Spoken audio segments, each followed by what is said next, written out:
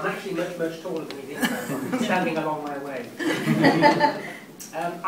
This is all about sausages I have known, and it makes me sound like an expert on sausages, which I am not. But I thought I have a particular soft spot for sausages, and I want to talk to you about, well, three things firstly. Just to tell you what I'm going to talk about today, which is what are sausages, a bit about their history, a bit about the variety of sausages that are out there, and something about what they represent to me, because they have a very personal appeal and allure. Secondly, it's why should I be talking about sausages in particular?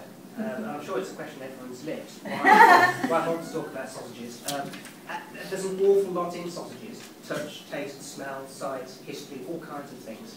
And thirdly, it's what do sausages mean, particularly to me, and what do I want you to take away from my brief discussion of sausages tonight. And there's one very important, very deep, very symbolic thing which I want to leave you with, which I'm not going to tell you now.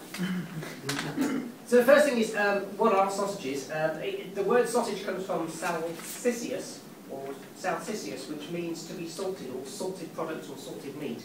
And everybody, I think, has come across a sausage. I can just check. Has everybody come across a sausage in their life before? Yeah. Good. I'm so pleased to know. Normally they're pork, they could be beef, they can be blood, they can be all kinds of different things. You can get chicken, you can get all kinds of poultry products now, sausages. They're humble, they're familiar, they're something that we all know very well. And it's something that everybody has personal experience of. What they represent to me is something very special. And I want to share that with you because I think you probably have the same thing. With touch, you can feel what a sausage is like. Imagine feeling that chipolata that's not been cooked yet. You know, imagine feeling a Paris sausage, one of those hard sausages that's, that's really quite bendy, it really doesn't want to give to you. The sound that you get from a sausage, the sizzle, the bang, you don't get bangers anymore, I think they've got that in. The smell, you think of chorizo, or you think of the smell of leeks, do you have one of those pork and leek sausages? Or the taste, the fat dripping down your chin.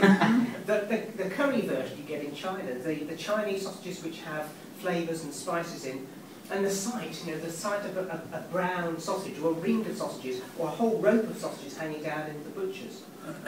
So different sorts of sausages that come from, really, in my mind, this may not be true, but in my mind there are two main areas for sausage lovers. You've got the European sausage, which is very much, you think of Paris sausage, your Cabanos, your salami, Frankfurters. They're very hard, they're very challenging, they're sort of quite an authoritarian, tough sort of sausage. But on the other hand, you've got the English and UK sausage, which is much more soft, much more comfortable. It's the comfort food, it's something which you put on and you cook. The nice name for it, bangers. I mean, it sounds so lovely.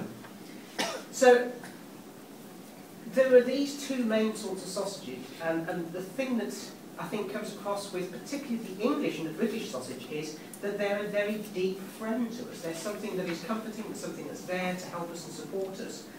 But they represent two things. The sausage has not just a nice side to it, but it has the fat inside it too. It has something very difficult and dangerous. It has lots of salt in it. It has all kinds of nasty preservatives, potentially. So they're a risk to us. So they're nice on one side and terrible on the other. And really, that's what I want to leave you with, that the sausage for me represents life and death. And I want to finish off really just thinking about Norman Sportscops. If you know, he was the general in charge of the original invasion of Kuwait. And I've slightly amended his saying, but he said, really, if you think about, to win a war, you have to be committed. And in order to be committed, just think about what they really mean, committed or involved. Are you committed or are you involved? Well, if you're committed, it's a bit like bacon and eggs. Sorry, sausage and eggs, rather. In sausage and eggs, in that meal, chickens are involved, but pigs are committed.